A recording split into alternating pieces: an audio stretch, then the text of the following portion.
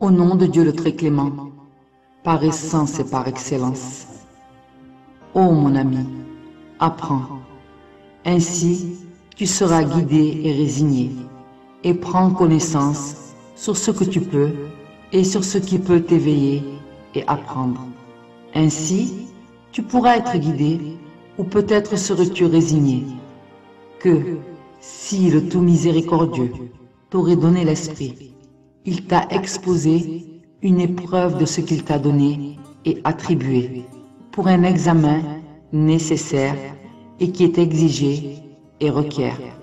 Et donc, si tu as géré sa prescription et tu as trouvé l'utilité de son énergie et le profit de sa lumière et de son éloquence et de ses caractéristiques, et tu as reconnu l'importance qu'il t'a attribuée et ta spécification dans ce précepte, et que tu es convaincu que l'objectif de l'esprit est la connaissance de la vérité et de sa droiture sur le chemin du Seigneur. Alors, donc tu as gagné et fructifié, et survécu et réussi, et débarrassé. Et quant à, si tu as mal géré son précepte, et que tu as dévié de la direction de son énergie, alors cet esprit est la cause de ta perdition et le chemin de ton pire état.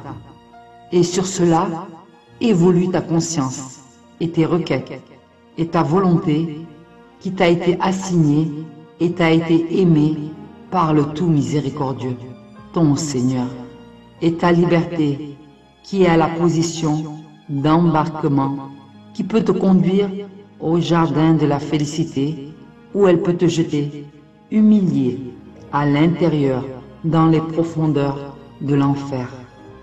Par le nom de Dieu, le tout miséricordieux, le très miséricordieux, nous avons proposé le dépôt divin aux cieux et aux terres et aux montagnes.